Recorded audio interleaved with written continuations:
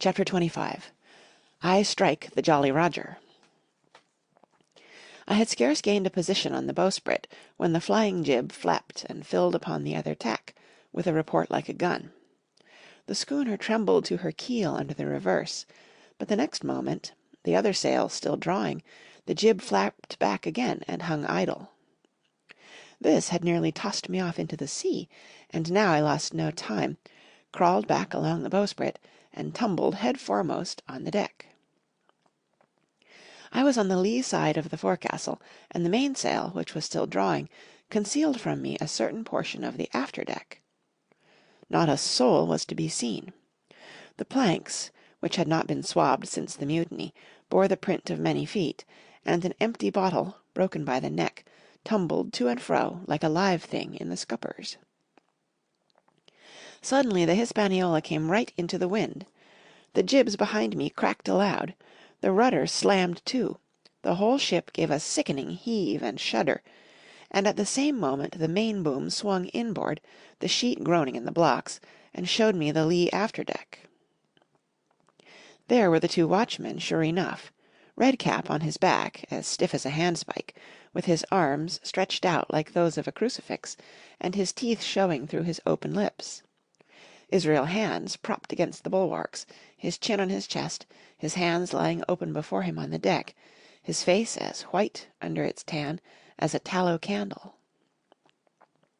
For a while the ship kept bucking and sidling like a vicious horse, the sails filling, now on one tack, now on another, and the boom swinging to and fro, till the mast groaned aloud under the strain.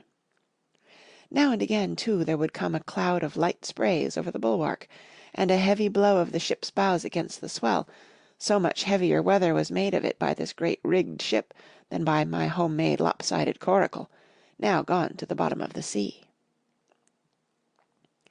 At every jump of the schooner, Redcap slipped to and fro, but, what was ghastly to behold, neither his attitude nor his fixed, teeth-disclosing grin was any way disturbed by this rough usage. At every jump, too, Hands appeared still more to sink into himself and settle down upon the deck, his feet sliding ever farther out, and the whole body canting towards the stern, so that his face became, little by little, hid from me, and at last I could see nothing beyond his ear and the frayed ringlet of one whisker. At the same time I observed, around both of them, splashes of dark blood upon the planks, and began to feel sure that they had killed each other in their drunken wrath. While I was thus looking and wondering, in a calm moment, when the ship was still, Israel Hands turned partly round, and, with a low moan, writhed himself back to the position in which I had seen him first. The moan, which told of pain and deadly weakness, and the way in which his jaw hung open, went right to my heart. But when I remembered the talk I had overheard from the apple barrel, all pity left me. I walked aft until I reached the mainmast. "Come aboard, Mr. Hands," I said ironically. He rolled his eyes round heavily, but he was too far gone to express surprise. All he could do was to utter one word: "Brandy." It occurred to me there was no time to lose, and, dodging the boom as it once more lurched across the deck, I slipped aft and down the companion stairs into the cabin. It was such a scene of confusion as you can hardly fancy. All the lockfast places had been broken open in quest of the chart. The floor was thick with mud, where the ruffians had sat down to drink or consult after waiting in the marshes round their camp. The bulkheads, all painted in clear white, and beaded round with gilt, bore a pattern of dirty hands. Dozens of empty bottles clinked together in corners to the rolling of the ship. One of the doctor's medical books lay open on the table, half of the leaves gutted out, I suppose, for pipe lights. In the midst of all this, the lamp still cast a smoky glow, obscure and brown as umber. I went into the cellar. All the barrels were gone, and of the bottles a most surprising number had been drunk out and thrown away. Certainly, since the mutiny began, not a man of them could ever have been sober. Foraging about, I found a bottle with some brandy left, for Hands, and for myself I routed out some biscuit, some pickled fruits, a great bunch of raisins, and a piece of cheese. With these I came on deck, put down my own stock behind the rudder head, and well out of the coxswain's reach, went forward to the water breaker, and had a good deep drink of water, and then, and not till then, gave Hans the brandy. He must have drunk a gill before he took the bottle from his mouth. "Aye," said he, "by thunder, but I wanted some of that."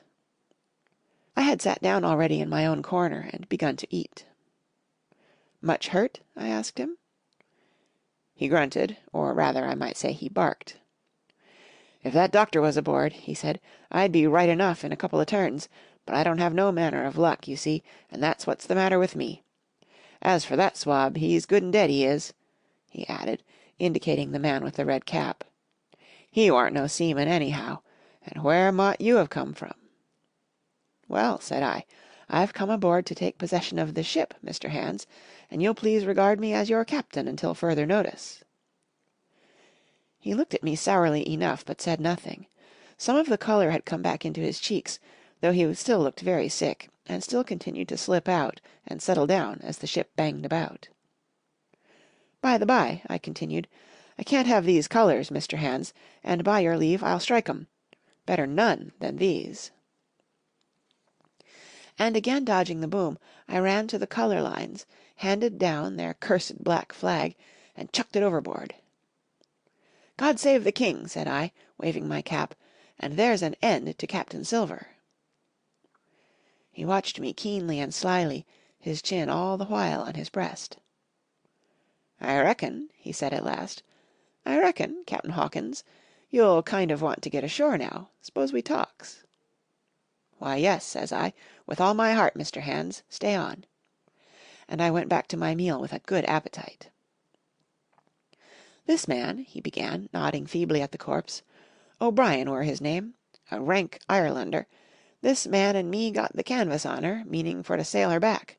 Well, he's dead now, he is, as dead as bilge, and who's to sail this ship I don't see. Without I gives you a hint, you ain't that man, as far as I can tell.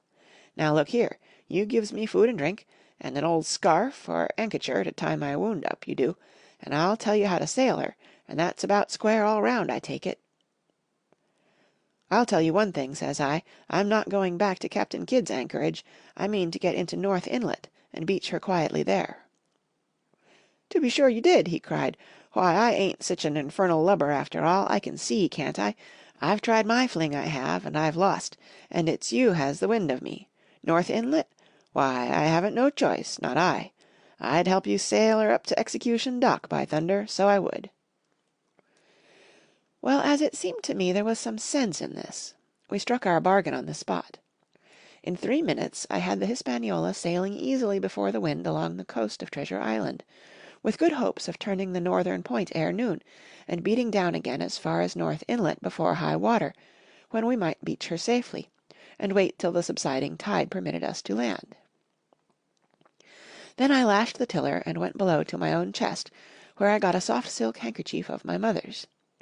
With this, and with my aid, Hans bound up the great bleeding stab he had received in the thigh, and after he had eaten a little and had a swallow or two more of the brandy, he began to pick up visibly, sat straighter up, spoke louder and clearer, and looked in every way another man. The breeze served us admirably. We skimmed before it like a bird, the coast of the island flashing by, and the view changing every minute. Soon we were past the high lands, and bowling beside low, sandy country, sparsely dotted with dwarf pines, and soon we were beyond that again, and had turned the corner of the rocky hill that ends the island on the north. I was greatly elated with my new command, and pleased with the bright sunshiny weather, and these different prospects of the coast. I had now plenty of water, and good things to eat, and my conscience, which had smitten me hard for my desertion, was quieted by the great conquest I had made. I should, I think, have had nothing left me to desire but for the eyes of the coxswain as they followed me derisively about the deck, and the odd smile that appeared continually on his face. It was a smile that had in it something both of pain and weakness, a haggard old man's smile, but there was, besides that, a grain of derision, a shadow of treachery in his expression, as he craftily watched, and watched, and watched me at my work. End of chapter 25.